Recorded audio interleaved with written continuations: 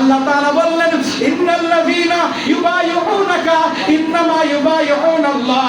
হে নবী, আপনার হাতে কেউ যদি হাত দিয়ে বলে আমি আল্লাহর কাছে তওবা করলাম, আমি আল্লাহর কাছে জান্নাত পেতে চাই, আমি আল্লাহর প্রিয় বান্দা হতে চাই, এই কথা বলে যদি কেউ আপনার হাতে হাত রাখে, আমি আল্লাহ বলে দিলাম ও আপনার হাতে হাত রাখে নাই, ও স্বয়ং আমি আল্লাহ আমার হাতে হাত রেখেছে।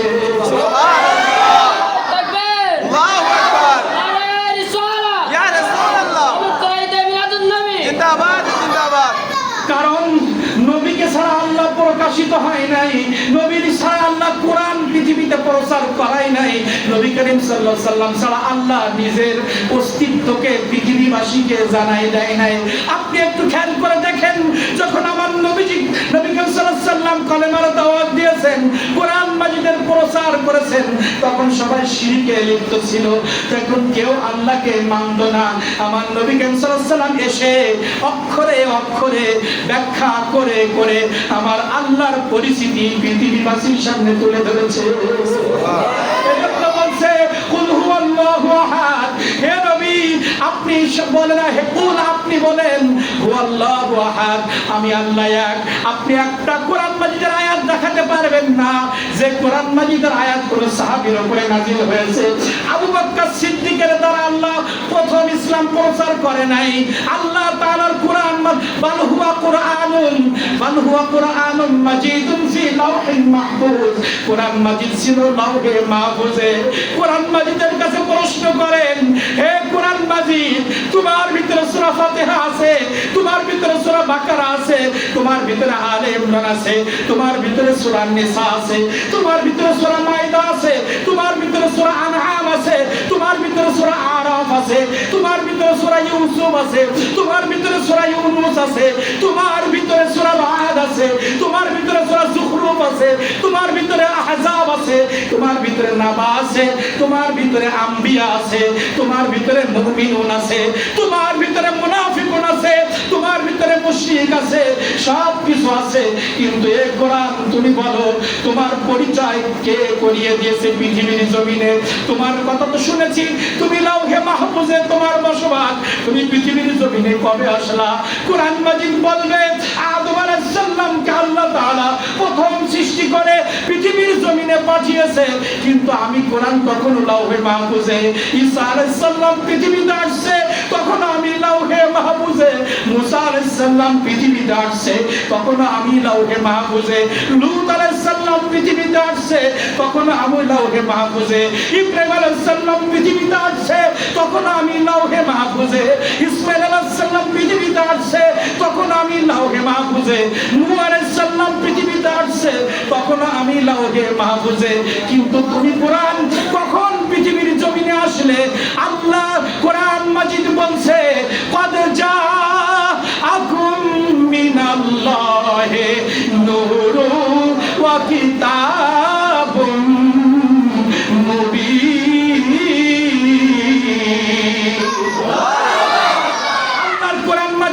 কোরআন মাজিদ নিজেই উত্তর দিচ্ছে, যখন কদ নিশ্চয়ই জাআকুম পৃথিবীতে আসছে নূর, একটা আলো। আমরা তো অনেক সময় আমার রাসূলকে নূর আমরা খুঁজে পাই না, কিন্তু আল্লাহর কোরআনে ডাইরেক্ট রাসূলকে নূর বললেন। একটু ব্যাখ্যা করি, শাব্দিক ব্যাখ্যা। কদ মানে নিশ্চয়, যা মানে আশা, কুম মানে তোমাদের কাছে। আল্লাহ আসমান থেকে জিবরাইলকে দিয়ে বলছে, জিবরাইল তুমি পৃথিবীর মানুষের কাছে যাও, পৃথিবীর মানুষকে গিয়ে বলো কদ অবশ্যই নিশ্চয় যা এখন তোমাদের কাছে একজন এসেছে। পৃথিবীর মানুষের কাছে বলছে আল্লাহ আমাকে পাঠিয়েছে, যা আকুম, কুম মানে তোমরা, তোমাদের কাছে এসেছে নূর একটা আলো, ওয়াও এবং কিতাব একটি কিতাব, মুবিন স্পষ্ট, যাতে কোনো সন্দেহ না। আপনারাই বলেন কিতাব কোরআন, পৃথিবীতে কিতাব মানে কোরআন, পৃথিবীতে কোরআনের আবিষ্কার আগে হয়েছে না আমার নবীর আগমন আগে হয়েছে? পৃথিবীতে কে আগে আসছে, কোরআন আগে না আমার নবী আগে? এজন্য এখন আপনি বলেন, এখানে বলা হয়েছে তোমাদের কাছে আসছে নূর একটা আলো, ওয়াও এবং একটা কিতাব, তাহলে কিতাব যার উপর আসছে ওনাকে আল্লাহ নূর বললেন।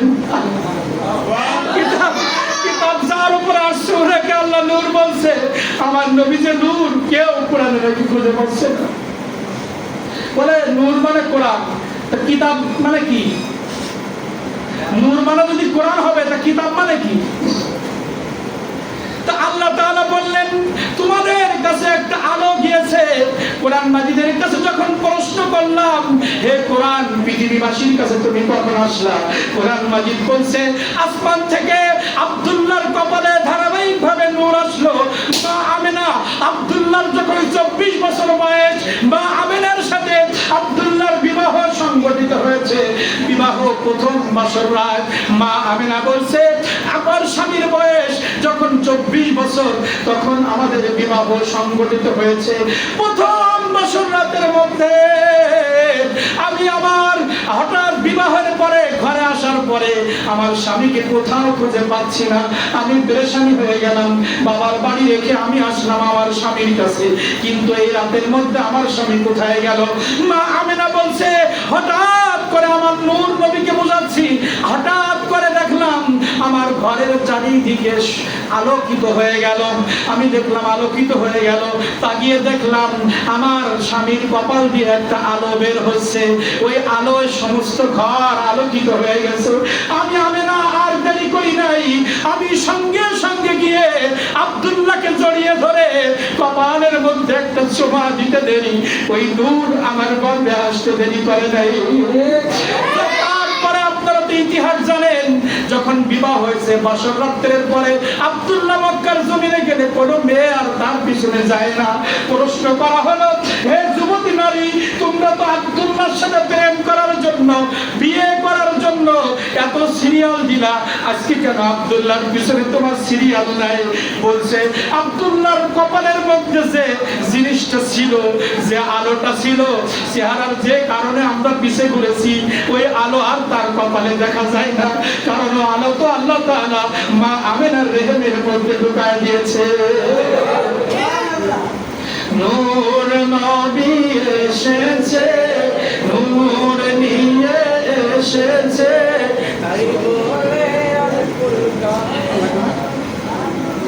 কি আপনারা শুনবেন না? শুনবেন?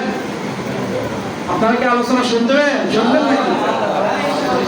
নূর নবী এসেছে, নূর নিয়ে এসেছে, সেই নূরেতে সারা জাহান আলোকিত হয়েছে। আসসালাতু আসসালামু আলাইকা ইয়া রাসূলুল্লাহ, আসসালাতু আসসালামু আলাইকা ইয়া হাবিবাল্লাহ, আসসালাতু আসসালামু আলাইকা ইয়া রাসূলুল্লাহ, আসসালাতু আসসালামু আলাইকা ইয়া হাবিবাল্লাহ। সুবহানাল্লাহ। নবী করিম সাল্লাল্লাহু আলাইহি ওয়াসাল্লামকে ভালোবাসতে গেলে নসিব লাগে। কি লাগবে? নসিব। হালিমাতুস সাদিয়া দুধ মানা কি, এটাকে অবিশ্বাস করেন নাই তো? তায়েফে বাড়ি। কোথায় বাড়ি? আর ওই সময় তায়েফের নারীরা মক্কার বড় বড় অর্থশীলদের সন্তানদের টাকার বিনিময়ে লালন পালন করত। জানেন না এটা? তা হালিমাতুস সাদিয়া যখন ওই তায়েফবাসীর অভাব হতো, তখন ওই মক্কায় এসে বড় বড় ব্যক্তিদের সন্তানকে লালন করার জন্য টাকা নিয়ে যাইতে, নিজেদেরও সংসার চলতো, বাচ্চাও মানুষ হতো। হালিমাতুস সাদিয়া রওনা দিয়েছেন মক্কায় সন্তান নিবেন পালন করার জন্য। ওনার যে যানবাহন সেটা ছিল দুর্বল, অনেক দিন খায় না। নসিব বোঝানোর জন্য বলছি, সবাই মিলাদুন নবী বুঝবে না। মিলাদুন নবীর দলিল 5 মিনিটে দিয়ে শেষ করব। তার আগে যার মিলাদ তাকে চিনতে হবে আগে। নবী করিম সাল্লাল্লাহু আলাইহি ওয়াসাল্লামের জন্ম বোঝার জন্য, আদর্শ বোঝার জন্য নসিব লাগবে। সবাই পাবে না। সুন্দর চেহারা আর বড় চেয়ার আর অর্থ থাকলে নবী চেনা যায় না। অর্থ আর চেহারা থাকলে নবী যদি চেনা যাইত, আবু লাহাবের মতো সুন্দর তো মক্কার জমিনে কেউ ছিল না। কিন্তু সে কেন নিয়ামত পাইল না? বলে টাকা থাকলে হবে না, মহব্বত। কারণ কোরআন মাজিদেও আল্লাহ তাআলা বলেন নবীর মহব্বত না হলে আমার ভালোবাসা নাই, আবার নবীও বললেন আমার মহব্বত না থাকলে ঈমান নাই। মহব্বতটা আগে নবীর প্রতি তৈরি করতে হবে, তাহলে সব জায়েজ পাবেন। আর মহব্বতের জায়গায় ঘাটতি হলে আপনার জবান দিয়ে বেয়াদবি হবে। আপনি কোনোভাবেই আপনি নবী করিম সাল্লাল্লাহু আলাইহি ওয়াসাল্লাম আমাদের মতো এটা প্রমাণ করতে পারবেন না। যে আয়াত দিয়ে আমাদের মতো বলে বলি ইন্নামা আনা বাশার, বাশার মানে মানুষ, বাশার মানে নাপাক পানির মানুষ, এই আয়াত দিয়ে আমার নবীকে বললেন। কিন্তু আপনার ভালোবাসা দিয়ে, আপনার বিজ্ঞান ভিত্তিক ব্রেন দিয়ে আপনি একটু, এখন বিজ্ঞানের যুগ, আগের যুগ নাই, আপনি বিজ্ঞান সম্মত ব্রেন দিয়ে একটু আয়াতটা পড়েন। আল্লাহ তাআলা নবীকে বললেন কুল হে নবী বল, আপনি পৃথিবীবাসীকে জানায়া দিন ইন্নামা আনা বাশার, আপনি তাদের মতো একজন সাধারণ মানুষ। এই পরের আয়াতটা আলেমরা আর ওয়াজ করে না এইখানে বসে, কারণ তিনি যার কিতাব পড়েন তার কিতাবে রাসূলকে আমাদের মতো লেখা নাউজুবিল্লাহ। যারা রাসূলকে আমাদের মতো বলছে তারা যে কিতাব পড়েছে ওই কিতাবের রাইটারের বয়স 100 বছর। কিন্তু এই আয়াতে রাসূল সাল্লাল্লাহু আলাইহি ওয়াসাল্লামকে আমাদের মতো না এটা প্রমাণ করেছে ওই রাইটারের বয়স 1000 বছর। 1012 বছর 1500 বছর আগে তাফসীরের কিতাবগুলোতে ওয়ারাফা'না আলাকা যিকরাকে রাসূলের সম্মান লিখে গেছে। কিন্তু এই জামানার কিছু আলেম তারা ইহুদিদের দালালি করতে গিয়ে, ইহুদিদের পয়সা তার সংসারে ঢোকার কারণে, ইহুদিদের টাকা তার শরীরের মধ্যে ঢোকার কারণে বড় দাড়ি টুপি দিয়ে কিতাব লিখেছে ওয়ারাফা'না আলাকা যিকরাকে, নবীর সম্মানে কুল ইন্নামা আনা বাশারুন মানে নবী আমাদের মতো, এই ব্যাখ্যাগুলো করেছে। আর ওই ব্যাখ্যাগুলো যারা পড়েছে তারাও তো আলেম, আর যারা 1500 বছর 1000 বছর আগের তাফসীর পড়ে তারাও আলেম। এখন আপনি বলবে, আমার চাচার কথায় আমি ফিরে আসি, চাচা বলছেন আপনি আলেমরাই বলছে রাসূলেই, আবার আলেমরা বলছে রাসূলে, আমরা কোথায় যাব? এখন বলেন বাবা, আপনাদের কাছে বলি, একজন হাফেজ আলেম যদি তার বাবাকে মারে তাহলে আপনি তাকে আলেম বলবেন না জালেম বলবেন? একজন জজ অনেক কষ্ট করে বিসিএস ক্যাডার হয়ে সে জজ হয়েছে, সে যদি অন্যায়ভাবে একজনকে ফাঁসির আদেশ দেয় আপনি তাকে জ্ঞানী বলবেন না শয়তান বলবেন? তাহলে আলেমদের মধ্যেও শয়তান থাকবে। আপনাকে আল্লাহ তাআলা বললেন শয়তান আমার কাছ থেকে কিয়ামত পর্যন্ত আমার কাছ থেকে পাওয়ার চেয়ে নিয়েছে। সে ওলির মধ্যেও ঢুকবে, সে আলেমের মধ্যেও ঢুকবে, সে কৃষকের মধ্যেও ঢুকবে, সে চাকরিজীবীর মধ্যেও ঢুকবে, সে ব্যবসায়ীর মধ্যেও ঢুকবে, সে বাপের মধ্যেও ঢুকবে, সন্তানের মধ্যে ঢুকবে, একজন স্ত্রীর মধ্যেও সে ঢুকবে, ঢুকে স্ত্রী আর স্বামীর মধ্যে তালাক বানাবে, আর সন্তানের মধ্যে ঢুকে বাবাকে মার খাওয়াবে, আবার সন্তানের মধ্যে ঢুকে বাবাকে আলাদা করে দিবে। এখন আপনি বলতেছেন একজন কোরআনের মুফাসসির আমার মতো জুব্বা পরা মাথায় পাগড়ি, এখানে সুন্দর সুন্দর কথা বলছি, কিন্তু আমার গ্রামে গিয়ে আপনি খোঁজ নিয়ে দেখলেন এই ইমাম সাহেব তার মাকে খেতে দেয় না, আপনি আমাকে ইমাম বলবেন না শয়তান বলবেন?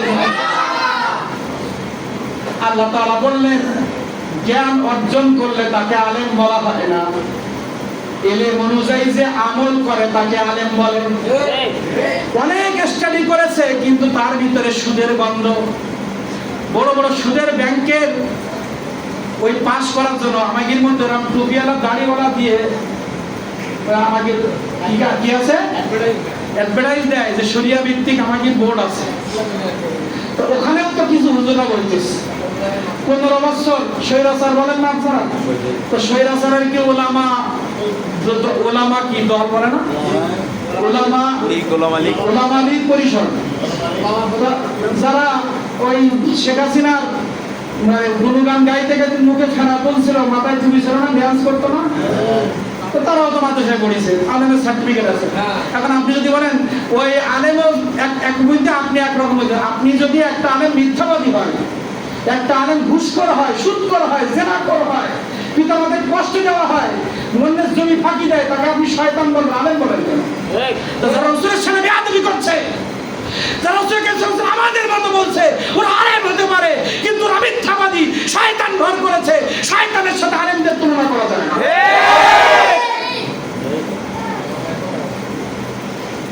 আলেম হয়ে যদি জালেমের মতো কাজ করে তারা যা বলবে আর আপনার জন্য আমরা বিপদে পড়ছি, আপনি আগে যাচাই করবেন ও এলেম অনুযায়ী কাজ করে কিনা। আলেম যদি ক্ষমতার জন্য রাসূল করিম সাল্লাল্লাহু আলাইহি ওয়াসাল্লামের সুন্নতের বাইরে আমল করে, এখন বলতে গেলে রাজনৈতিক অনেক কথা বলা লাগবে, সেদিকে যাচ্ছি না, আপনারা যাচাই করবেন।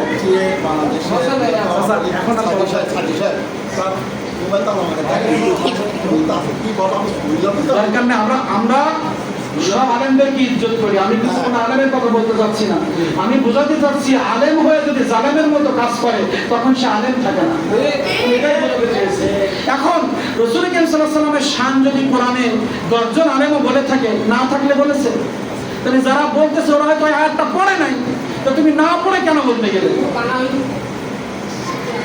সিয়াসিত্তা আপনারা যারা কওমি এবং আলিয়া আমরা পড়ি না, আমি তো বনাকানি মাদ্রাসা আলেম পড়তে পড়েছি, আবার কুষ্টিয়া ইউনিভার্সিটিতে।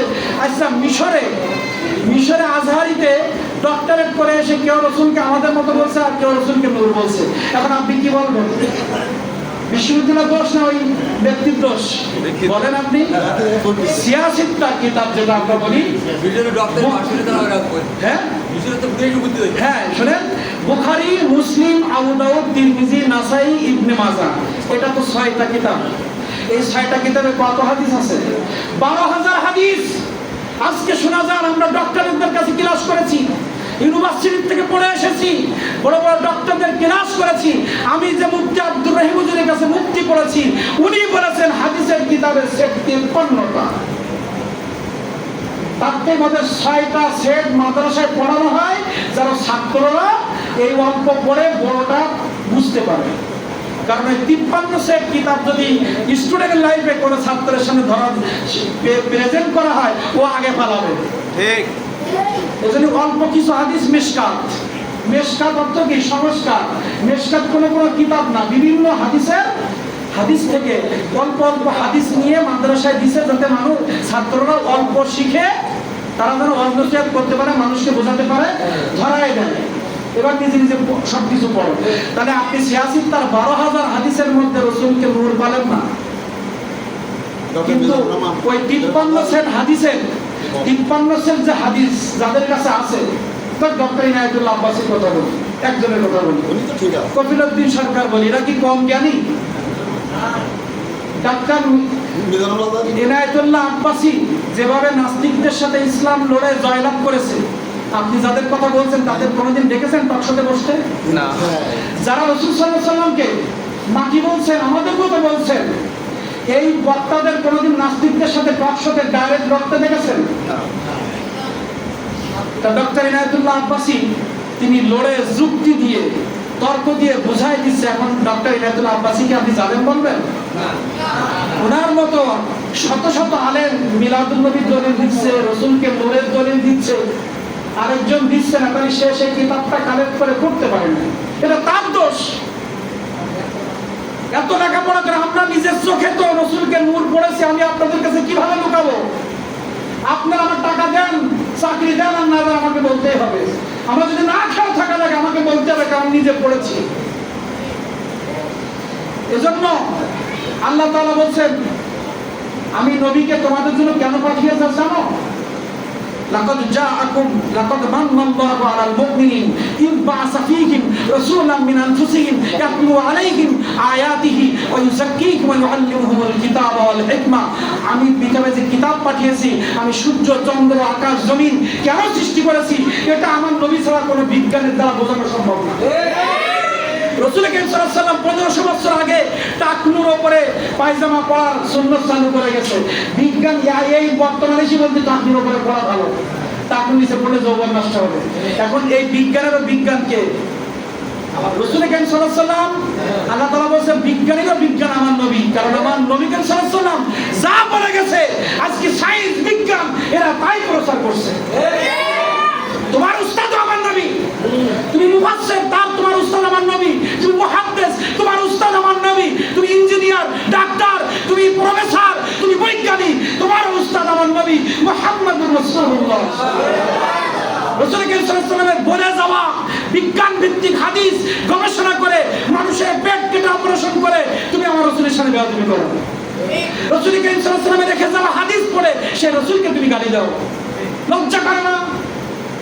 রাসূল করিম সাল্লাল্লাহু আলাইহি ওয়াসাল্লাম যদি টুপি মাথায় দেওয়া না শেখাতেন, আমাদের হুজুর বলতো না। রাসূল সাল্লাল্লাহু আলাইহি ওয়াসাল্লাম যদি দাড়ি রাখা না শিখাইতে যেতেন, আমাদের ইমামতি কপালে জুটতো না।